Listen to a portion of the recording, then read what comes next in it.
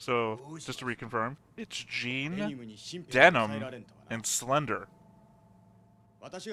Pants. Pants is the answer. I was about to say, when is Pants gonna come out of the side room? Hey everybody, welcome back to another Stone Face Reactions. I'm Theta, beneath me is Justin, beneath him is Lessons, and we are here with Mobile Suit Gundam, a 1979 original.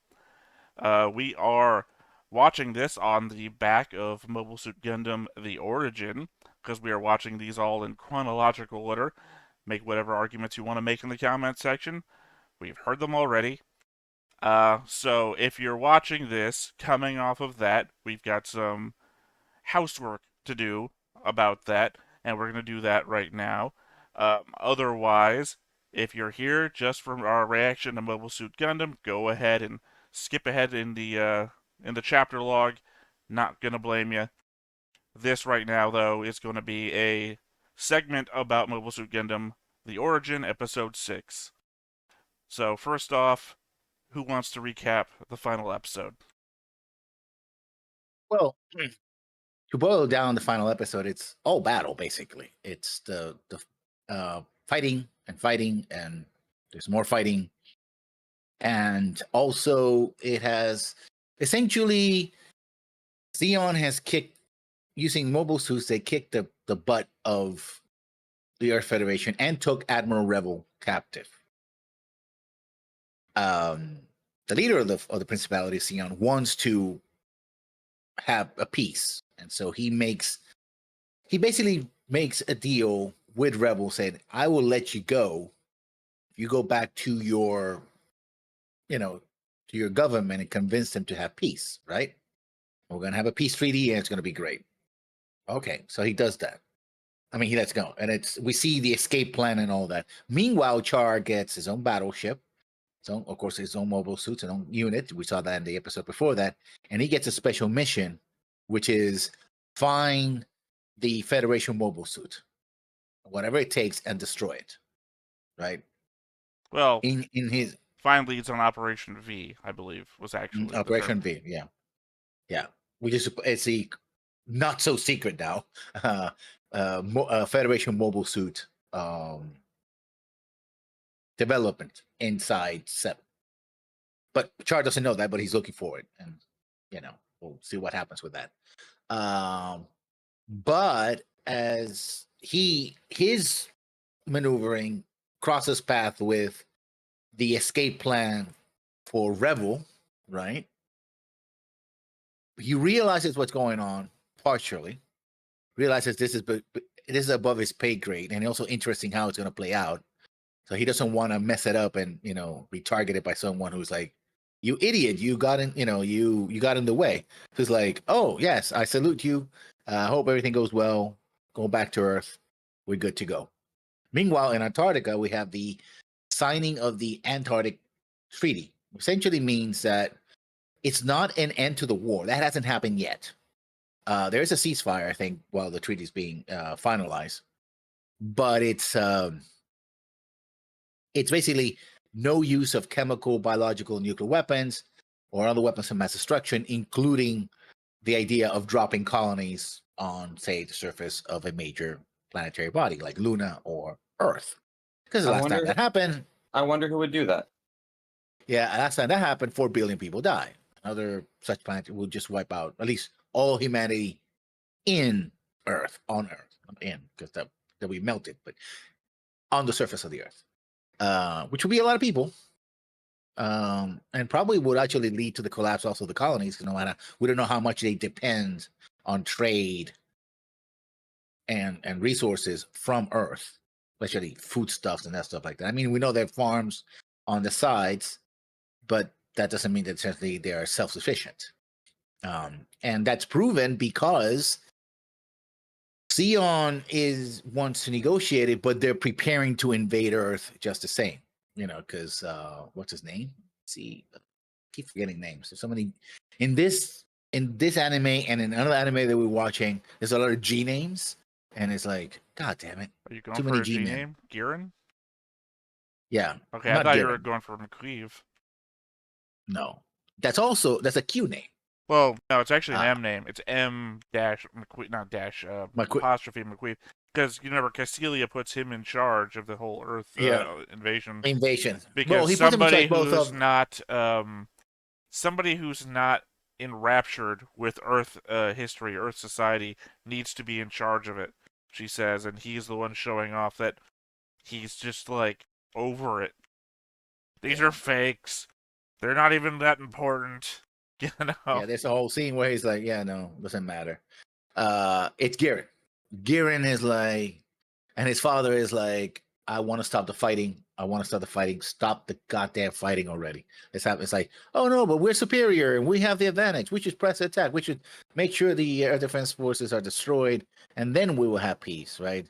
You know, as conquerors of Earth, right?" And he's like, "Don't do it. Just don't do it." Well, anyway, they have the peace. They have the peace talks, but Rebel goes to, I believe, to Luna 2 and host a press conference saying, "You heard that I was captured, blah blah. It was my fault. Why we lost a battle of Loon. We weren't prepared, etc. I'm taking full responsibility, but I also was a prisoner of Xeon, and they killed about 500 million of us. We should never do the peace with them." And so that enrages Degwin, who thought, "Hey, I had a pact with somebody who was honorable." He says, "Oh, you want war? Okay, we're gonna have a war." And so the story ends with the first drop on Earth, the invasion of Earth. And then we have a move to size 7 and a bit of a spoilery thing where we see a couple of characters that are just kids talking about, and then each one of them gets a caption saying, "Oh, by the way, this person is going to do this. This person is do this." While a new battleship built by the Earth Federation, battleship that's more like something else, but we'll see that soon. Well, I mean, we saw it. Called, It was in the episode. We saw it. yeah, but we didn't say why it was built the way it is. Why it does not build like any other battleship. And So I'm and it's laughing white because base. me and Justin are watching Gundam Seed. So it's funny. Yeah. It's funny. Yeah.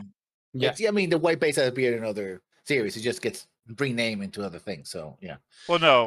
I mean, yeah. But, I mean, that's the Archangel. That's a different thing. That's Yeah, a sure. different thing. The Yeah, legged ship is a different thing. This is a Pegasus class battleship, and it's heading for size 7 to, rendezvous with the Gundam prototypes and get them on board, right?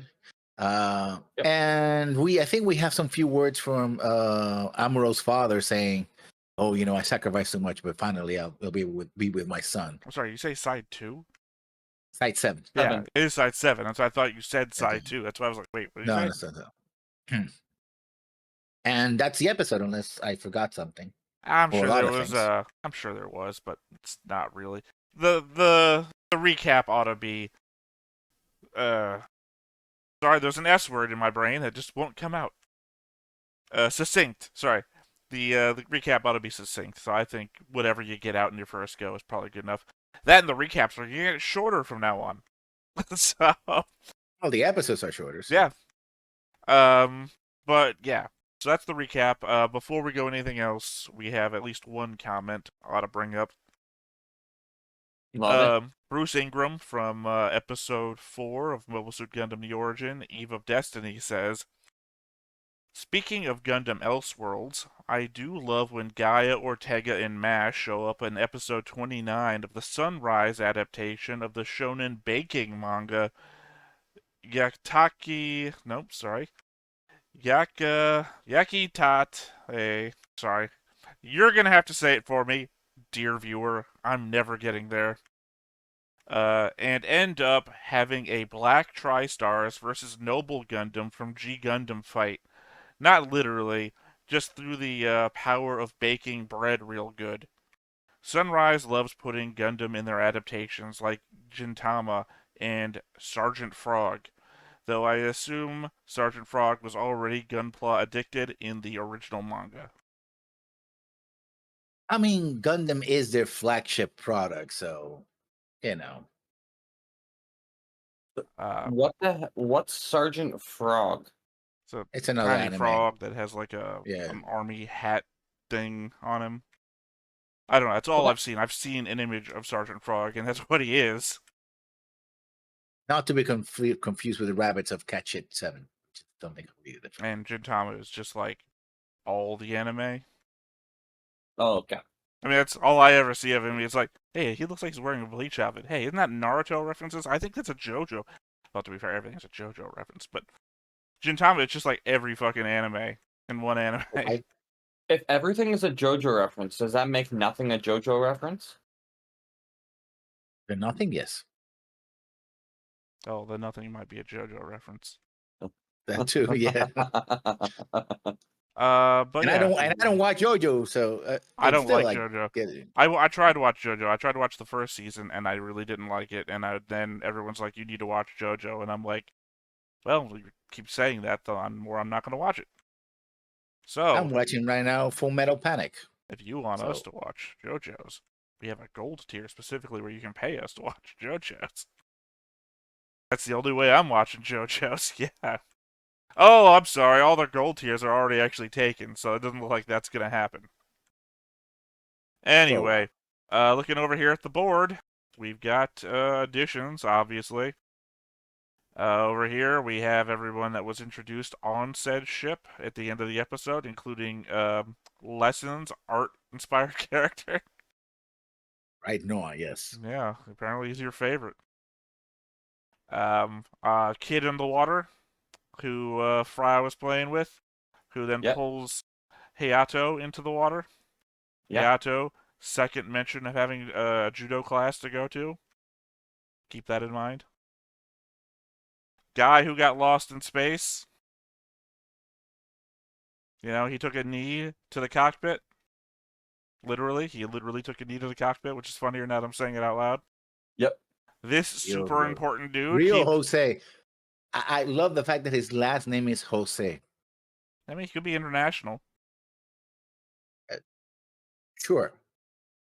William Kemp over here. I think I made. Yeah, no, he came in last episode. Yep. Yeah, just keep an eye out for him. Joaquin showed up. I can't exactly remember where off the top of my head, but I remember he was in last episode. No, he was one of the people that was rescuing Rebel. Was he rescuing Rebel? I can't remember. Here's the problem: is that I did the line to Rebel, because I did the line to Rebel originally. My ability to remember him this time, not important. These two over here were part of the Antarctic Treaty. I've got comments about Elrond over here later in my Theta's thoughts. But Judok is his assistant. Wills, I know there's somebody else. Gop with one too many P's. No, Gap was introduced like 3 episodes back. He was introduced before they even finished building their South American base. Yeah, he was talking to Rebel, I think, on the ground after. No, I think he was talking to Tem. No, he was talking to Tem. To Tem? Yeah. I mean, he may have talked to Rebel at some point, but the one I'm remembering, he's talking to Tem about where the light shines and whatnot. Yeah, Dren. Dren is tied into the line over here with Char, because he's captain of that ship. Denim is serving on that ship as well. Denim we saw actually in episode 1 fighting alongside Char and the Black Tri-Stars, but I only added him now at the end because he shows up in the same battle at the end. So he's on the same ship. And Dren is, of course, attached to Dozel because Dozel says in the episode he chose everybody that was on that ship. So Dren is handpicked by Dozel to serve under Char. Good choice. Other than that, I think that's all the new additions to the board. Yeah. Any board commentary before we move on? No. Really? Okay, move that there. Oh well, we do get a reminder in last episode that Miria Yashima is also a good. She's been training to basically be a large ship pilot, right? Well, it's like, oh yeah, and she's being scouted by the Earth Federation for it. Well, and actually, her and her dad are having a conversation while she's on her way. She's piloting the ship that they're taking to Side 7 about getting a job at a corporation, and then her dad indicates, well, it wouldn't be so bad if you like had that guy that was been after you this whole time, and that's when she blushes and we like pan out from it, indicating that she has some sort of relationship that we're not seeing. I assume something from the manga because Mobile Suit Gundam: The Origin is also a manga before it was this, and incorporates more of a time span than the actual show covers.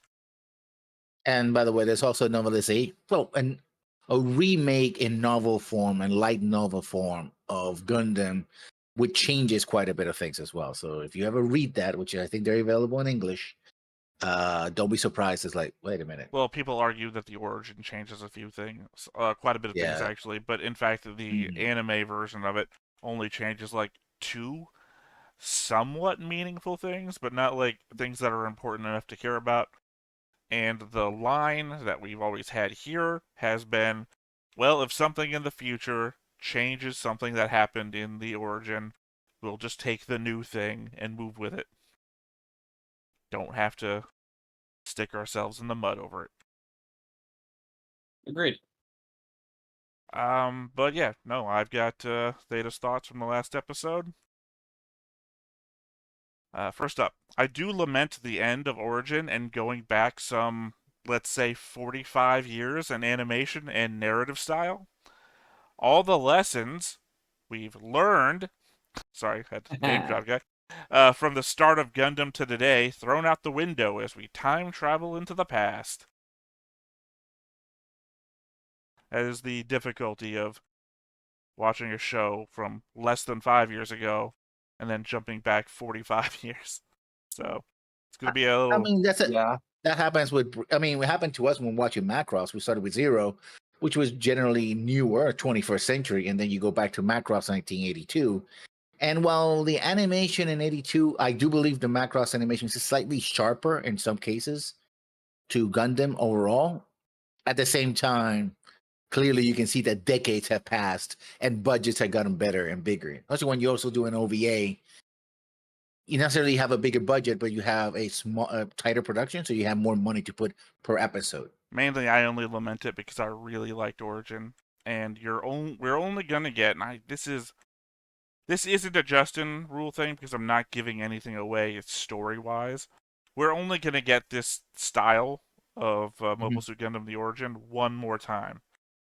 Yeah. That the group that came together to make that only makes one more movie basically, and that's gonna be that.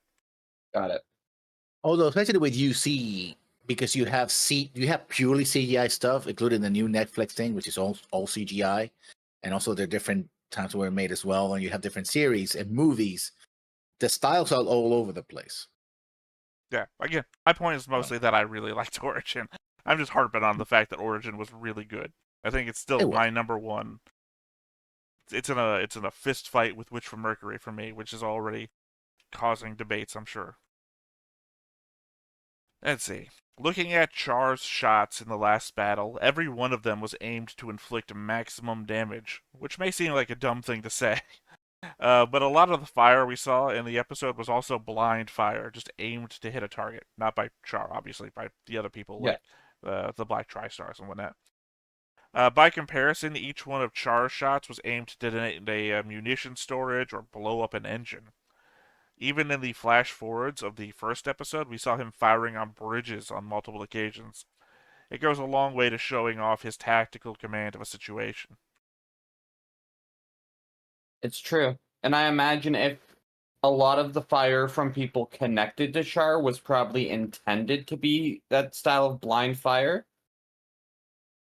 to make it so when he came in and was doing these precise shots, it would be more effective. You also have the Minovsky particle situation, which means you're in space, so you have to aim visually, which is already problematic. And also the fact that these mobile suits can get up close and personal. You can literally put the barrel against, the front glass of the bridge and go, bye-bye, suckers, and blast them away. So. Again, something I commented on when it was happening, something I very much appreciate after years of having watched Gundam, of mobile suits that just get up to the bridge, point a gun at it, and then everyone gets away scot-free because one, either they don't shoot, or they give them enough time to get into their mobile suit and get outside and then get into a fight with them. There's a long history in Gundam of getting into the position of shooting a bridge and then it doesn't happen. So Char doing it over and over and over again in one scene, it was just like Charlie and the Chocolate Factory, where they walk into a room where everything's made of candy. It's like, oh, this is amazing. Anyway, the conversation between Giran and Caecilia seems like Caecilia is aligned with Giran and opposed to Degwin, but given the conspiring and indirect nature of her actions, I'm not sure that's even why I gave them a white line connection on the board and not a green one. Those of you still on the board can notice that there's a lot of non-green connections to Caecilia. Yes. I'm not sure I could ever give anyone a green line with her and be certain about it, despite the fact that if you look, I did give her a green line connection. Those of you still on the board could see that.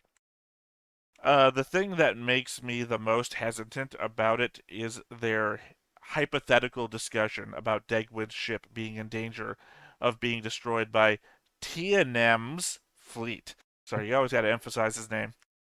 On first glance, it may seem to be a thinly veiled chat about how willing they are to sacrifice their father for their own glory, but on quick retrospection, who else is on that ship that nearly every member of the Zabi family cares about? Garma. If Caecilia does care about Garma, or even if she considers him to be a pawn that she can use against the others, putting him at risk doesn't serve their interests. Heck, Dozel even left putting Garma in the front lines up to Giran, which we know he went on to allow. So, many different levels to their conversation.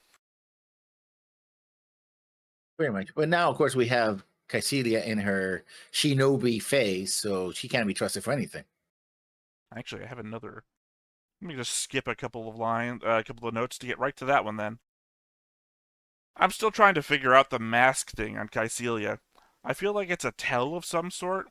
She tells the truth when the mask is down and lies when it is up, or something like that. That or it's something stupid, like she uses it to hide her face when she's saying something off the record, in case she's being, like, visually recorded. That's my sign for visual recording, I guess. Yeah. She says that she finds Giran detestable with the mask up, and then fulfills his desire against her father's wishes. The same wishes she said she would help him with, also with the mask up. But doesn't she put a mask up when what's his name? McCree says, "What guarantees do I have that you're not gonna stab me in the back?" Essentially. Yeah, And she puts him back up. I was like, and then "Oh yeah, talks don't about worry about it." Garma. Yeah, Yeah, Garma. Oh yeah, yeah, I'm gonna send Garma. So yeah. It's I feel like they're pulling a thing where if you can't see my lips move, we can't use our army of lip readers against me, or Yeah. that's what I'm saying. It feels like if she pulls the mask up when she's saying something inconvenient. Like she says, "Oh, I'll always help you, father," and then Giran asks her to do a thing, and she pulls the mask up and then agrees to it, and then does help him out. Yep. She'll say something negative about a guy with the mask up, and then agree to help a guy with the mask up, but she'll talk openly about shit that doesn't matter with the mask down. It's a visual cue work. that we're supposed to be paying attention to, I feel like. Let's see. I appreciate the vibes from Dozel at Battle's End, taking a moment of silence for even the enemy fallen. Gives me the sense of the World War II sailors rescuing each other from sinking ships, no matter what side they were on. You know, uh, kind of completely dashed by the Black Tri-Stars sniping escape pods. What are you gonna do? Each side, it shows that each combatant has different levels of morality when it comes to war. Well, I mean, kind of think the Black Tri-Stars still have to answer to Dozel at some point. Yeah, you'd think so. I mean, they're subordinates. Not like they have to answer for what they did, but like if Dozel's like, "Okay, everyone, moment of silence, salute," and then these guys are like, "Ha ha ha," going crazy. God damn it, people. Giran clearly considers himself above humanity. Instead of dehumanizing his enemy, he is leveling the accusation that humanity is the past and that they are the future. At the same time, it feels like he has nothing else to fall back on but the family line and old rhetoric. Debating with Degwin, he just repeats the same lines again and again while marching out of the room, leaving Degwin no room to debate. He's Oh, I think he's a part of he's a fanatic, but also he's so convinced of his own superiority, personal superiority, that there's no room for maneuver in his mind. Either they do it his way or else. I mean, I'll It's very much agree. like I'll agree on the the fanatic part, but yeah my original point, I don't think I wrote it for some reason. My original point was that he doesn't have the standpoint, or he doesn't have the point to stand on to actually argue anything that he's saying. yeah. That Well, Degwin was Xeon's like right hand man. Degwin is the philosophical debater of yeah. the family. yeah. Giran knows he can't get into a debate with Degwin about this, so he says the PowerPoint, the bullet point stuff, Yeah. and he says it loudly and while walking out of the room, so that he can't say anything before he gets out, because he knows he can't I, stay. I was watching something this weekend about North Korea and North Korean military and all that, and one of the things that kept popping up was that I think the son of Kim Il Sung, Kim Jong Il.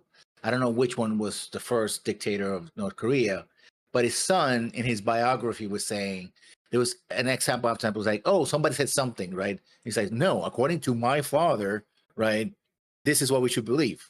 And everybody goes like, oh yeah, that's what we should all believe, right? That's kind of the strategy. There's the sort of sacred belief text ideology, and you shall not, break from it. And if you do, well, you have ways of disappearing you, right? Yeah, I think using It that doesn't work with his example, dad, using that but example, still. it would be Giran believes this, so everyone around Giran believes that. But the problem is that Degwin is the supreme commander, and the stuff that Giran is referencing, Degwin knew that guy. And if Degwin goes like, no, actually, Xeon was saying this and that, and you'd be like, oh shit, if I agree with I should probably agree with his dad, but if I disagree with him, he'll kill me, or Kycelia will kill me because of him. There's no winning. I better just like keep my mouth shut. Yeah, Yeah, Here, it's not a clear situation. Kieran's all in on the if I say it loud enough while walking away, I'm gonna win the argument. Let's see, I had three more here. Apparently, Admiral Ilrin was Kycelia's opposite in the Federation side, orchestrating Rebels' rescue, or so implies Gop at the Antarctic meeting. Before the point, I would have said it was Gop himself, based on the sinister ass look on his face whenever Forever War is being thrown around in the negotiations. Especially the war all you like, just be cleaner about it comment. I guess it's possible the entire Federation High Command is in on it as a possibility. or they still believe that in spite of the mobile suits that Xeon has, simply put, Earth, even with half of its population gone, they still have most of the resources and the people. In one of the newspapers, a headline says territorial concessions demanded on Earth. I don't know how to emphasize that in the voice exclamation mark question mark thing that they say. Um, and says troops will be dispatched to Earth's breadbasket region, Europe's breadbasket region, and to secure strategic points such as major mines and spaceports in Central and South America, with support from Rear Admiral Kycelia. By the way, her title fucking changes multiple times throughout the show. When we invaded the lunar cities, I think she was like Major General at the time. So the landings we see across the end of the episode were basically public knowledge at that point, and less a secret invasion force. I mean, Yes. if they made the demands during the and at, I mean, this is a common diplomatic tactic if you're going to war. You want to, sometimes you do announce what you want. Like, hey, we're negotiating these points. This is what we want. And if the other side goes like, no, we're going to war, it's like, oh, I mean, we could have talked about this. I guess we now have to do it. I guess we have to invade. I mean, We told you what we're going to invade. A game mechanic in know. Stellaris. Yeah. My video game examples. You gotta make a claim on a system before you can then demand it in a ceasefire. But yeah, no, like I said, the thing says that actually that the Xeon demanded these territorial concessions ahead of time. Assumedly, this isn't like one of those zombie apocalypse situations where we just saw the newspaper rolling along the already destroyed city. We're like, who printed this? But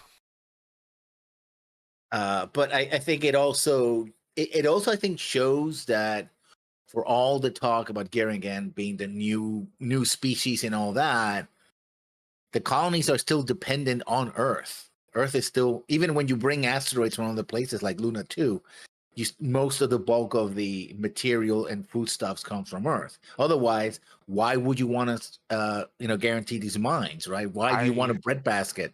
Right? It's food. I don't know if that's exactly true or not. I could say denial of resources for the Earth Federation is also a tactic. But if you're going from denial, arguably it would be more difficult to take those resources and then try and, get them to space than it would be to just use them on the surface. And then at that point, you have to move a lot of manpower to the surface. And your people aren't, like, built for the ground. Your people are built for lesser gravities, let's say. So I think to me it reads more as a denial of resources. Well, the way this works, clearly it is relatively easy to move stuff from the surface to space. We have entire battleships and cruisers that are taking off like rockets. These are heavy ships with dozens and hundreds of people. They right? launched from very specific facilities designed to launch them. When we see the Xeon military landing, they're doing it like Apollo 2 missions, right? They're coming down in like pods with like parachutes. It doesn't seem incredibly easy for them. They're not like landing in like landing battleships. I mean, that's just like an airborne drop. Your first drop is going to be light infantry and whatever you can carry, and then you start building up. The first people dropping are not necessarily your heaviest troops, because even if you're doing it across the Earth, it takes time for logistics and such. My problem there is I think I'm being influenced by like my favorite sci-fi novels and everything, where like the Soviet Union has to invade an asteroid and take it away from like the NATO countries, and they do land their paratroopers and everything first. Like they send in their ground units first, but they also bring in the heavy transports to bring in like tanks and artillery and shit. Yeah, that would be second and third. Think D-Day. The first thing that landed was infantry with some tanks in support. Then they clear the beaches. Then they're really starting the heavy stuff, the trucks, the artillery, the supplies, the mechanized and armored divisions, right? That what comes later. So not that it cannot happen. And also remember the populations. Xeon, even if almost all the sides are with Xeon, and we're talking about millions of people, compared to the population of Earth, even cut in half, it's millions versus billions. So even policing the Earth. Okay, there's an example, I think, from the war in Iraq, invasion of Iraq. Real quick, before you move on, I want to say this is the second time in a week now we've mentioned D-Day on the channel. Yeah. That's a good example. Well, me and Justin literally referenced D-Day in Gundam Seed just less than 7 days ago. So an example was something that you needed one soldier per every 20 civilians to have enough coverage that people know that if people look around, go like, oh yeah, they're occupation troops. Let's not do anything crazy, right? It's like police in a city and how many police you have, where they're deployed, right? You have to have a presence, a footprint. If you have less than that, even if you have drones, even if you have informants and all that, there's always somebody who can go, oh yeah, they're not here. Let's plan and make a bomb factory or arm this or smuggle weapons, right? And when your ratio of populations is millions to billions, it's a factor of 100 to 1 or more, right? Because we don't know how many millions are living in space. Say 10 million, 40 million. You need like 100 million to have like a. Oh, you would need 400 million space noids to at least have 100-to-1 ratio with humanity. I don't think there's 400 million space noids. Just to cross advertise, or just one Gamlin. One Gamlin for every million people. Yeah. Hey, it was what he was expected to do. Sorry, every episode I bring up Macross one way or the other. So, yeah. It didn't work that well either in that case, but still. I don't know. I think it worked pretty well since the last thing we watched in Macross 7 was literally 24 hours police. So, here, my last point. Revel raises the point that Zeon resorted to a colony drop out of desperation and that they don't have much else left in them to fight with. At the same time, in a conversation with his daughter, Shu Yashima says the war will still have some ways to go, as humanity hasn't yet pushed itself to the edge. Yeah, I mean, that's the whole theory that wars don't end until you really bleed both sides, until you convince people that their tank is really empty, psychologically speaking, right? Well, I think Especially my when we talk point about it. in bringing that up was Shu Yashima doesn't believe that the death of half of humanity is the edge yet. Yeah, which Justin rule. That's my answer. I would argue against the point that them throwing a side at Earth is desperation. Because that was such a tactical move with the efficiency they did it. And also the people at the top knew that they had mobile suits that were this efficient to deal with the problem. Yeah, I mean, it's just a tactic. Right? They didn't, it's not like an Earth Federation officer is reporting, yeah, I mean, we were just fighting the Zeon military the other day, and I noticed they're using children? No, that wouldn't be a thing in Gundam. That wouldn't be a problem. I noticed they're using old people? That would be a difference. We don't see that. Gundam, famous for using children. Children on the front lines doesn't mean we're losing the war just yet. Old people. True. I saw that they were using old people. There was 60 to 70-year-old men on the front. I think Zeon's getting desperate. Oh man, you really cannot apply All Quiet on the Western Front to Gundam.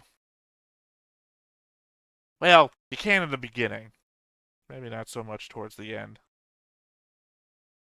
Sorry, that didn't mean that it was a retrospective of the Gundam series. Obviously, I don't know UC Gundam until like episode 17, and then my knowledge is shit. I don't know anything after that. Well, except for 8th MS Team. I think I've mentioned this before. I've seen 8th MS Team. They aired it right after Gundam Wing. Well, actually, they aired.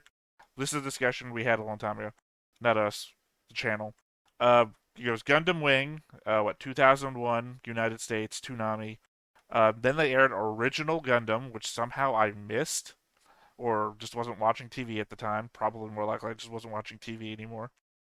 And then they aired 8th MS Team, which was the Order of Gundam airing on United States television. Yeah, but I saw MS Team in the late 90s, in video, because it was already in video. Right. Well, I just mean on like broadcast.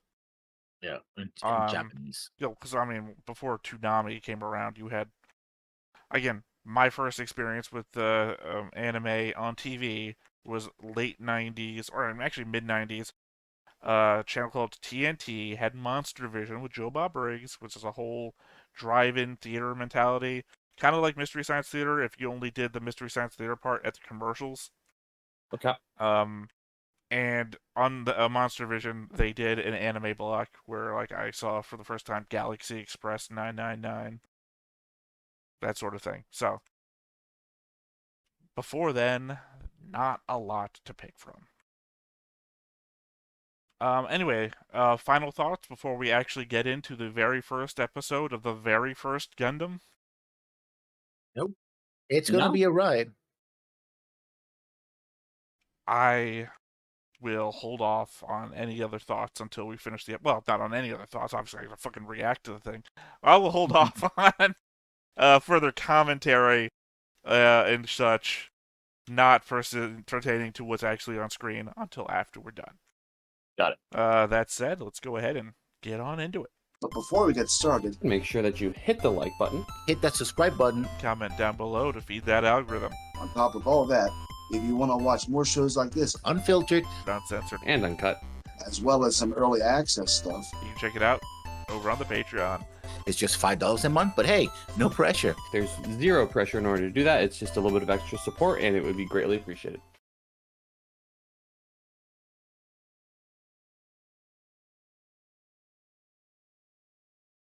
I have made the guess just about every time that that might be Australia. Yeah, take note of This how is impressive. how upbeat in 1970s this song is. You know, this is pure 70s. I mean, it's not bad.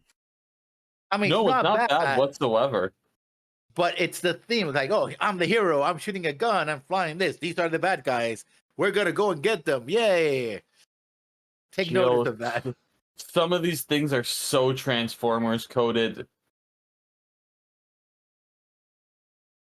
Well, Also, the fact that the The Gundam Gundam- forms from 3 pieces. This is the throw me off bit. it's a Also, transformer. also, It's Yeah. a proto transformer and combiner. also, reach for the sun, Yeah. everybody. Goku needs energy. To be Ooh. fair, in the late 70s, ship- Goku was a child. That ship is 100% not the Archangel. It isn't. I don't know what you're talking Although about. you probably could call it the legged ship and get away with it. Yeah. I mean, it's called the Pegasus, so No, it's called the white. It's called White Base. They called it that Yes, but in Origin. yeah, but the class is Yeah, but nobody Pegasus calls it class. by its class. Well, Well, except for the people in the comments, probably. Also, would hate to live here. There's a giant gap into space. Yeah. That looks so much like a university campus. Especially that part in current Yeah. age. 地球から最も遠い宇宙都市サイド3はジオン公国を名乗り地球連邦政府に独立戦争を挑んできたこの1ヶ月余りの戦いで Mind you, when I said about Wait, 1970s animation, Wait. Give it a second, Lessons.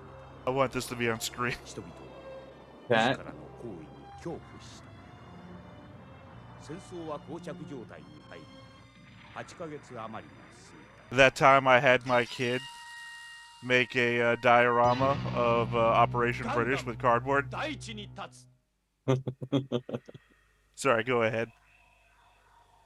I mean, even though I say, oh, 1970s animation, this is pretty good 1970s animation overall. Oh, I'm absolutely. glad I interrupted that to make fun of it.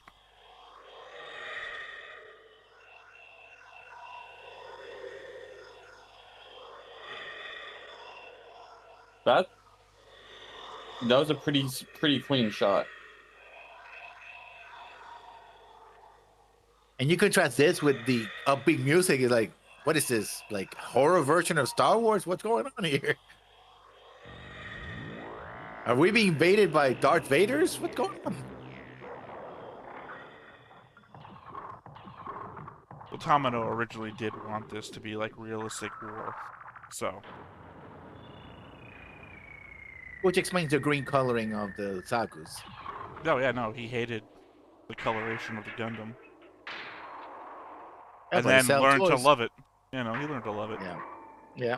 The fact that it represents something other than お前 battle. はここに残れはっ総長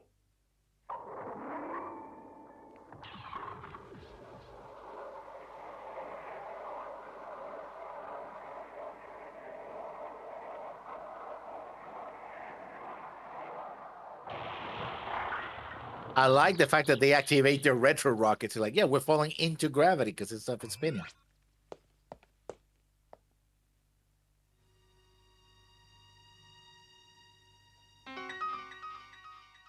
総長軍の施設は右上のブロックのようです。出勤時間のはずですが、車が1台行っただけです。人影はありません。 Certainly the layout has changed. いました。この Yeah. ようです。 Not, not apartments anymore. And this place is much cleaner. Yeah.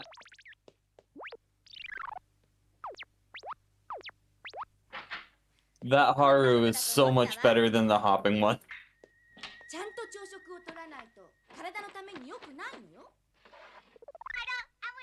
Put on some pants, dude. She just walks in and he's like he's in his underwear. Like, To be yeah, fair, it's his house.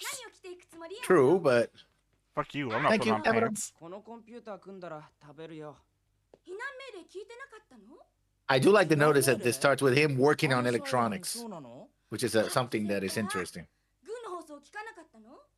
軍艦が入港するから避難するんだってさ。なんで？知らないわよ。 Oh, there's a Concord there.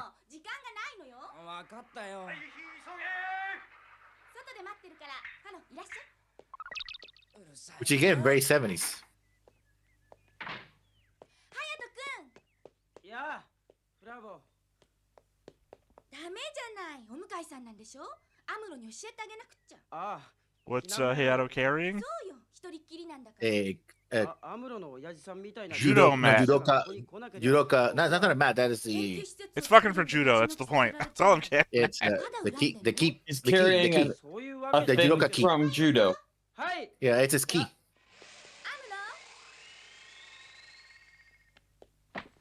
ムロ。アムロ、お行儀悪いのね。 Yes, I drive in my go kart while 入港する軍 my. 艦にアムロのお父さん乗ってるんでしょ？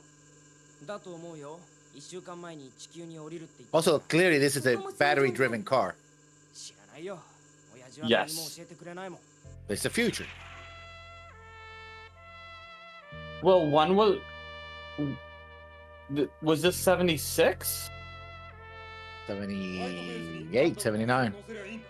79, okay. So yes, this is the era where, for example, a certain American president was putting solar power panels on the White House until he lost the reaction. さすが我が連邦軍の新鋭戦艦だ。この艦とガンダムが完成すれば、ジオン公国を打ち砕くなぞ造作もない。 Fine porn stat you have there.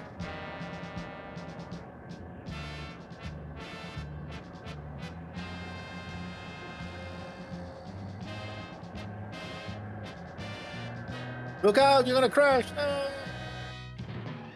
伝令、0隊、サイドセブンへ入港いたしました。 He's a lieutenant? Didn't you have brown hair last week? 了解した。 Yeah. ブライト君と言ったね。はい。何ヶ月になるね、軍に入って。 6ヶ月であります。 19歳だったか。はい。ガンダムが量産されるようになれば、君のような若者が実戦に出なくとも、戦争は終わろう。お子様でいらっしゃいますか？ああ、こんな年の子がゲリラ戦に出ているとの噂も聞くが、本当かね。 Boy, はい really hope we 事実だ get そ to う meet で。 those kids someday. Yep. ご苦労様です、0隊。結局、ジオンの船から逃げ切ることはできなかったか。残念ながら。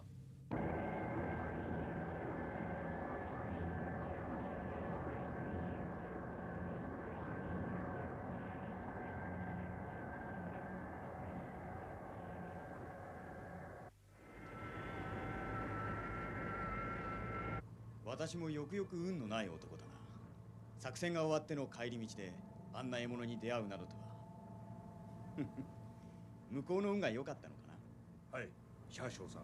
しかし、あんな僻地のサイドに連邦の V 作戦の基地があるんでしょうか？あるよ。我々のザクモビルスーツより優れたモビルスーツを開発しているかもしれんぞ。まさか、あんな僻地のサイドで。遅いな。来ました。 Ah, Dren's not the smartest. 暗号 CC2。Yeah. 見ろ、私の予測したと So that's why now he command on the entire mission, just the ship. では連邦軍もモビルスーツを開発に成功したと見るのが正しいな。3代目も Always assume the worst. まだあの中にもあるかもしれんぞ。叩くなら今しかありません。我々は偵察が任務だ。しかし、敵のモビルスーツがあの戦艦に乗ったら手柄のないのは焦ることはない。おお、ジン何をする。さあ少佐だって戦場の戦いで勝って出世したんだ。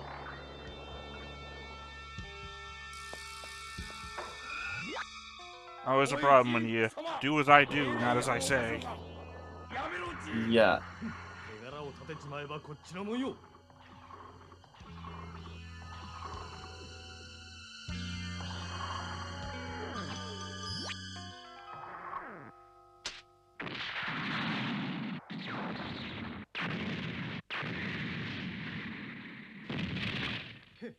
敵を倒すには早いほどいいってね。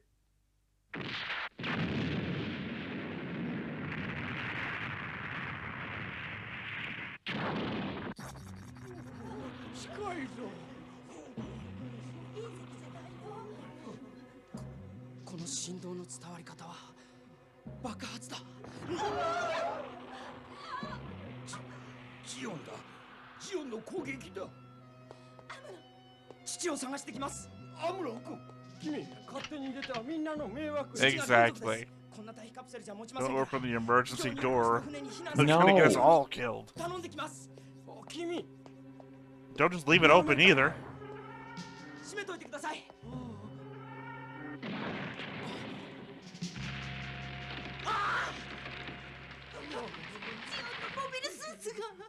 これが Hey, he can 1v1 a mobile suit, right?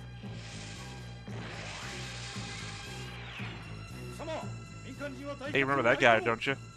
技術士官のテムレイを探してるんです。どこにいるんですか。船じゃないのか。おい、殺せ。危ない。 I told you he was super important. Yeah. So important. He was, actually. Oh look, this conveniently placed file that is now open. You met him in the Origin. Last episode.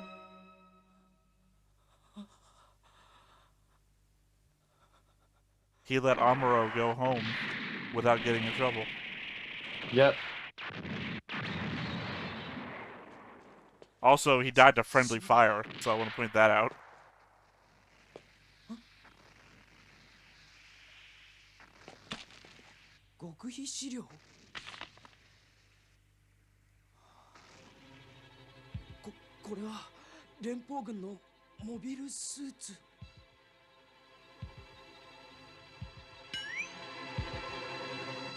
Boom. Yep. We? One more time for me, please. There we go.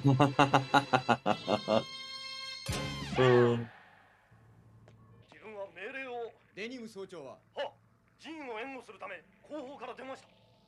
連邦軍のモビルスーツは存在するのだな。はい。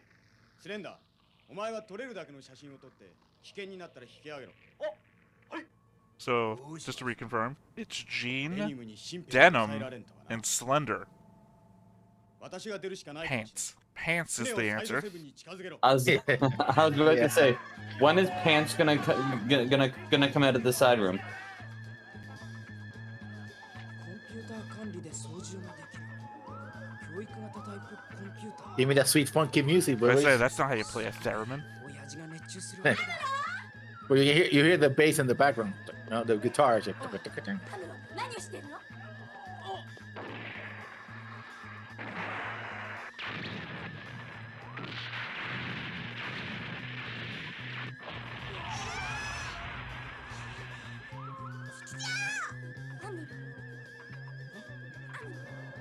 奥のリフトが使えるはずだ。フラゴは港に上がれ。アムロ、ほら、早く。はい。父さん。第三リフトがあった。リフトは避難人で。父さん。避難民よりガンダム。 No, they're gonna blow him up. 戦闘準備させるんだ。は。父さん。アムロ、避難しないのか。父さん、人間よりモビルスーツの方が。 well, interesting. They call him Lieutenant here, but he was a civilian in Origin, right? ホワイトベース。入港している軍艦だ。何をして Unless they gave him a commission or something. エンジンがかかりません。ホワイトベースへ行くんだ。牽引車を探してくる。父さん。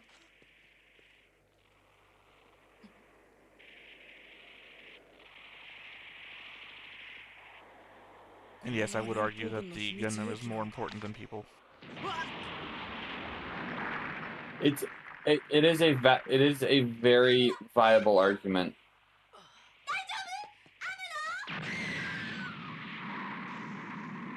フラボー。フラボー。フラボー。しっかりするんだ。アムロ。立てるか。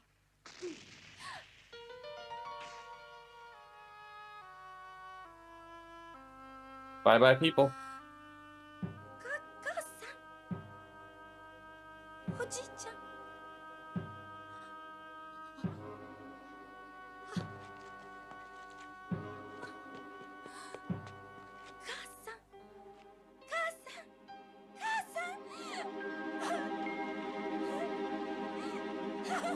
See, anyone who's in the know will get this comment.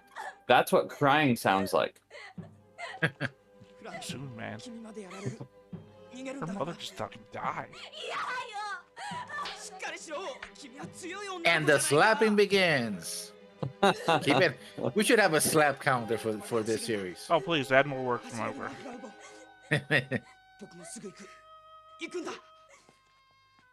For those who know, you know. That should be the running joke. How many slaps per episode? SPM or SPE? Justin rule.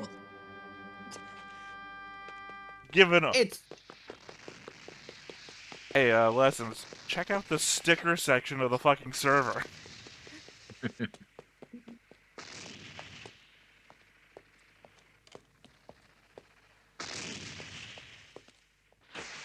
And he fell into the cockpit. Well, he climbed into it.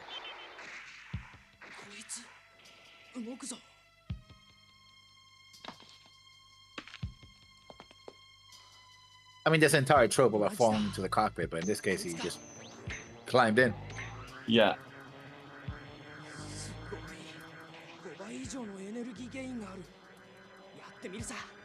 Okay, 5 times compared to what? I love it when it says, like, the energy gain is 5 times. What's the base? Yeah, but we don't know what the base. Yeah. Like, it's off the charts. Okay, what's the measurement in the chart, right? I love when shows say that. It's like, his power level is off the charts. Charts. Yeah. Okay, what's the chart? What are you measuring? Yeah. What are you mentioning? Joules? Are you mentioning newtons? Are you what are you measuring? Right? パイロットもガンダム収容に降ろさせました。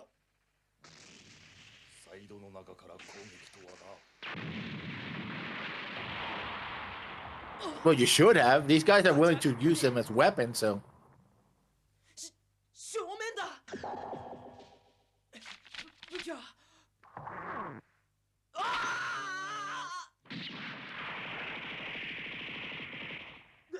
デニム総長、敵のモビルスーツが動き出しました。何？みんな部品ばかりだと思っていたが。いや、まだよく動けるようです。やります。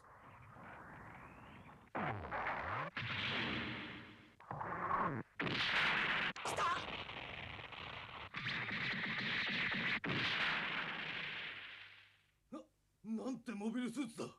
ライフルを全く受け付けません。見てろよ、ザクメ。 It's like that time that we fought the Iron Cavalry. Except in reverse. 我々は偵察が任務なんだぞ。引くんだジン。何言ってるんです。ここで倒さなければ敵がますます。おったった。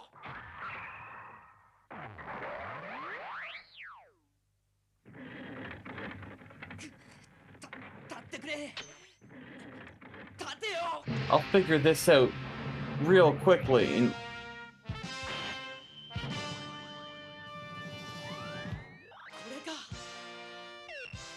Stay on target. Stay on target.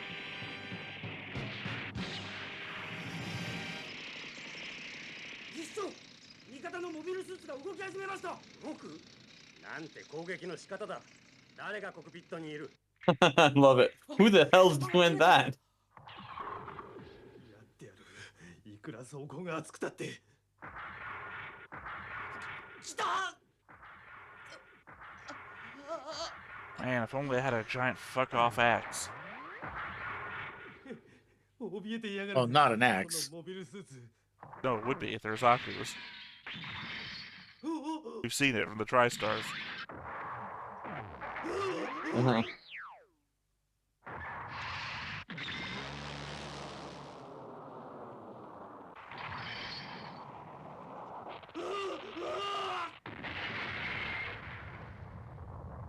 Good thing they evacuated all the people because otherwise.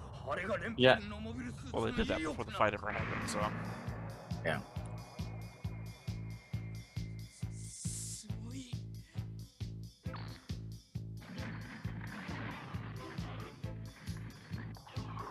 あ、逃がすものか。武器はないのか。武器はこれか。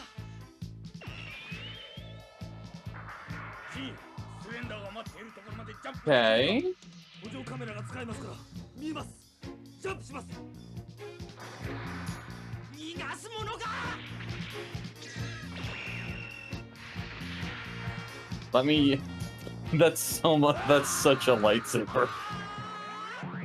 Hey, it is a beam saber. Wait.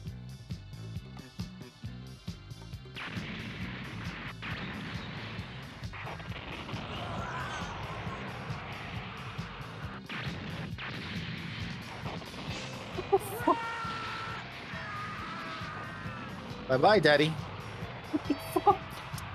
Sorry, the importance of knowing what an important scene is about to happen. モビルスーツのエンジンをやればサイドセブンもやられちゃうかもしれない。ど The fatal flaw of the Zaku design. Or at least this version, the cheap version. どうする？コックピットだけを狙えるのか。今度ザクを爆発させたらサイドセブンがなくなっちゃう。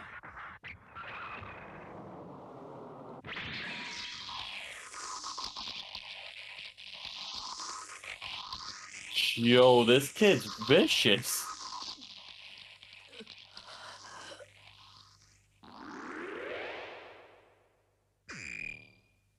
Well, he was smart enough not to try to destroy the entire Genesis 7, Side 7. 民間人をホワイトベースへ急がせろ。はっ。空気の流出は止まったようです。ガンダムの運搬は正規の技師がほとんどやられてしまったようで進んでいません。あれにもやってもらおう。は？正規のパイロットだろうとなんだろうと手伝ってもらわなければなるまい。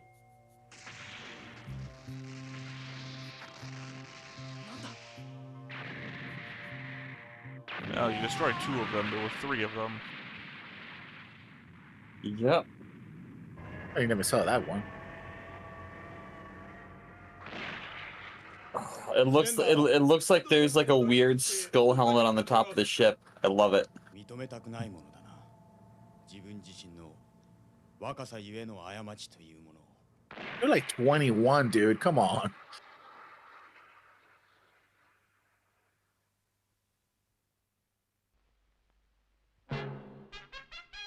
Next time on. Yeah. サイドセブンを脱出するホワイトベースを待ち受けていたシャアはついに赤い彗星の本領を発揮してガンダムに迫る。それはシャアにとってもアムロにとっても初めて体験する恐ろしい戦いであった。機動戦士ガンダム。次回ガンダム破壊命令。君は生き延びることができるか。 You remember they said that at the end of the last episode of Origin. Will you be able to survive? Yeah, it was almost like a callback. Well, call forwards. For us. Yeah. Yeah. So, first episode, 1979 Gundam. So the song is saying that he was born in space. I thought he was born on Earth. Well, I mean, we don't know. We don't know. This outro song it's a thing. A thing YouTube audiences won't hear. Yeah. In that case, YouTube audiences, if you want to look it up, because I'm sure it exists somewhere on the interwebs or YouTube, it's a thing. Oh, there's Operation British again. But yeah, I mean, thoughts? The first thing is, it was fun. It was as good as I remember it, and also that song clash with it's like, oh hey, we're gonna fight, hey, hey. And it's the first thing's like, we killed a bunch of civilians. They're all dead. Oops. Yeah. I mean, arguably, some of that was friendly fire. Once again, that True. one guy, the guy who was supposed to pilot the Gundam, gets killed by his own men. It's true. By tow missile of all things. Yeah. I guess also, I don't think I said it at the beginning. We were recording these 2x2s, so obviously any notes I'll have are kind of end up the same way in the, I don't know what show I could like this to, Macross, where it's wherever in the period of recording I decide to sit down and do the thoughts. So I know I have deeper thoughts about this episode, specifically stuff that happened. But yeah. Also, the fact that Amuro basically he killed his own dad. Yeah. Technically, no. Well, technically, I mean, no. Yeah, technically, no. I mean, the explosion killed his dad. And how did the explosion happen? Bad, shoddy craftsmanship. And why was that important? I mean, do you blame the guy who rear-ended your Pinto, or do you sue the company who made the Pinto? I think you sue the company. Both. Probably your next of kin are the ones who are suing the company that made the Pinto. Right. Not you. Right. Yeah. I think in and the you end, would probably you also probably sue the guy who rear-ended you because he rear-ended you. Well, I mean, to be fair, you don't have to rear-end a Pinto all that hard. That's the point. That's the That's problem. True. That's yeah. You can get into minor fender benders and not have to die. Right? Yeah, I know. I think the one thing that Ozaki was meant to do is take a hit. So, just don't hit me in the, I don't know, left of gut. Just... Yeah, space sword hit, probably, Yeah, go figure that the Terminator would go on to have the same weakness. That's how she goes sometimes. But yeah. I mean, for me, the most impactful scene is obviously Frau's mother and grandpa dying. Trying to escape. Which you might not remember because of an ill-placed joke.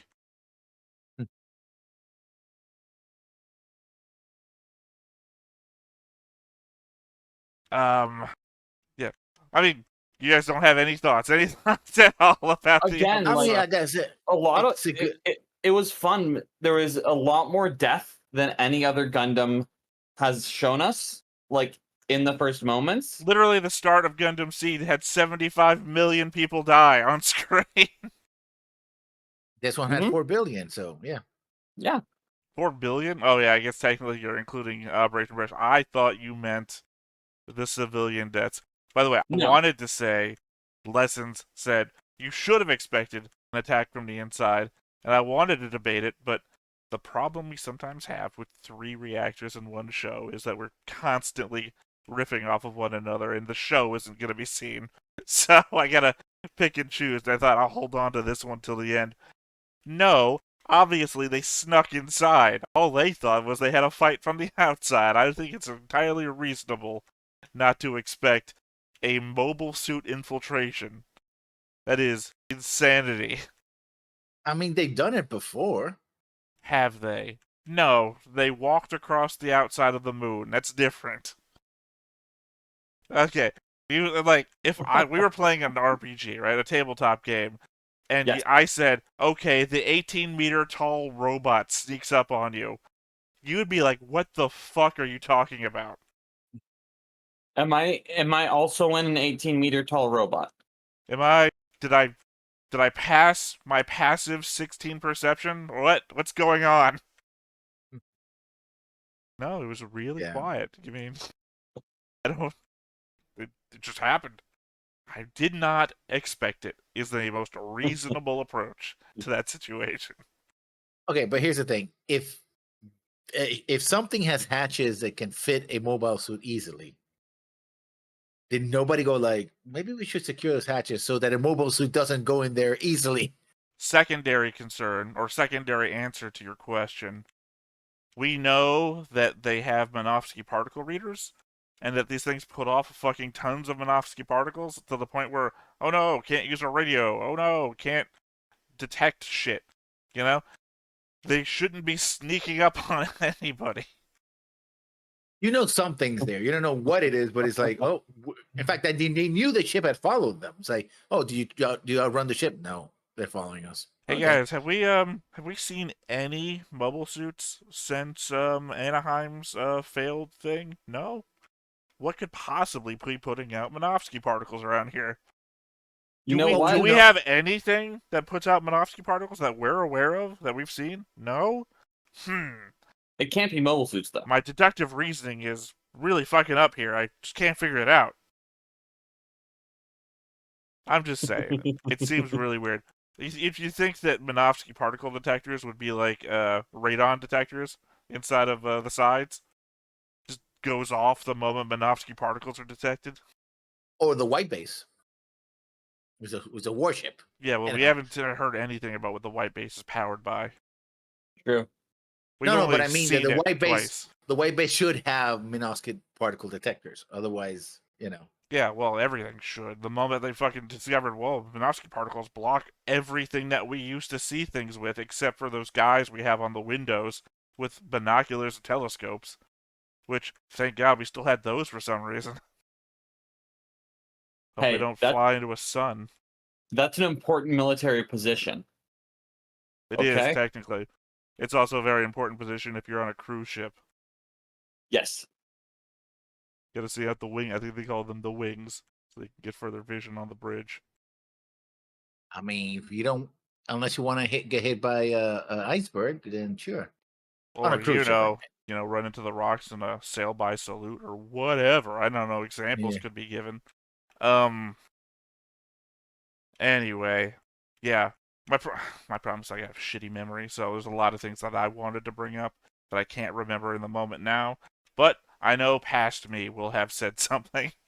And there's always those and whatever notes that I will... Here's the thing. I say I have notes. I don't technically have notes. Past me has notes. And I'm using a transcript program. So, all I do is I take all the notes that don't start with, we talked about. Because, obviously, we hadn't talked to you guys about that shit. Yeah. So I just take my observations that I couldn't say the first time here with you. And y'all say your thoughts here. You ran out of them already, so I guess we're going to wrap up. So that has been our reaction to the very first episode of Gundam 79, I think we would call it, to differentiate from all the other Gundams. So just Gundam. Well, Mobile Suit Gundam, but technically they're all Mobile Suit Gundam, and then they have a tagline, and I think we just call this 79 because it comes from 1979, but also the year of the 1 Year War is 0079, so it fits in multiple ways. Yeah, it's clever. It's almost like they knew what year they were going to publish this. Anyway, I think that's been it for us. I have been Theta. Below me has been Justin. Below him has been Lessons. And we have been Stoneface Reactions. We will catch you next time. Bye-bye. Bye. Hey everybody, thanks for watching another Stoneface Reactions. If you have an idea of another video we could go ahead and watch, go ahead and put it in the comments down below and we'll add it to the wheel. Be sure to like, comment, and subscribe and let us know what you thought about this video, what parts you liked. And until then, we'll see you next time. Is this too goofy?